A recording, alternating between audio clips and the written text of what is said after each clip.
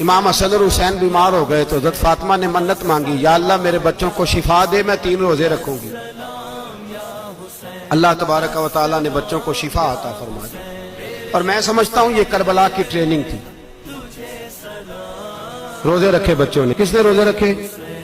بچوں نے۔ کس نے؟ 7-8 سال کی عمریں بچوں کی۔ حضرت علی فرماتے ہیں جب میں نے دیکھا نا میرے بچے بھی روزے سے ہیں تو میں کہیں سے تھوڑے سے جوں لایا۔ یہ شہزادے ہیں کائنات کے سب سے بڑے۔ فرماتے ہیں میں نے بی بی پاک کو دیے تو سیدہ پاک نے جوں پیسے روٹیاں پکائیں، اور جب عین افطاری کے وقت کھانا سامنے آیا تو دروازے پہ بھکاری آیا۔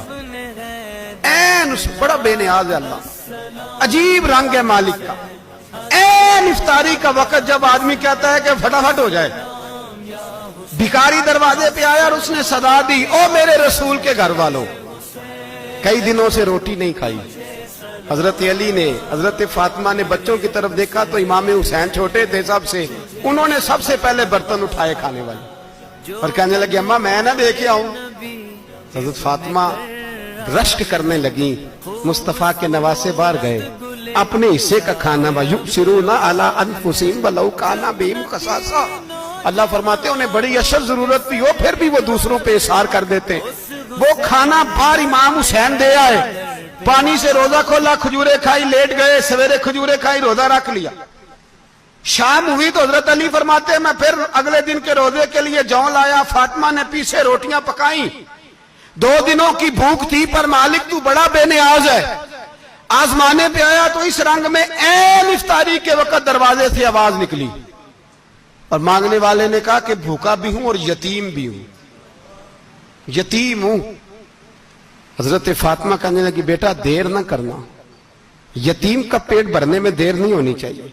کھانا باہر چلا گیا، پانی سے روزہ، کھجورے۔ شہزادے ہیں شہزادے، یہ 2 جہاں کے شاہ ہیں، پاس کچھ رکھتے نہیں، 2 جہاں کی نعمتیں ہیں ان کے خالی ہاتھ میں۔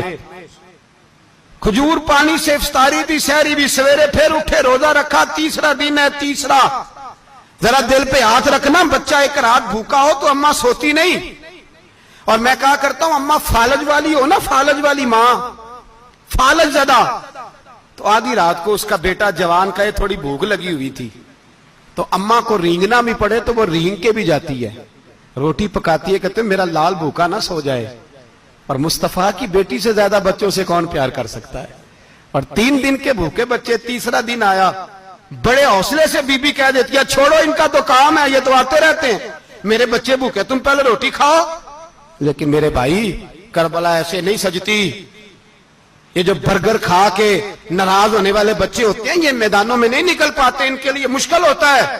حضرت فاطمہ نے، حضرت علی نے ڈیوٹی کی، ڈیوٹی اپنے بچوں کو تیار کیا کربلا کے لیے۔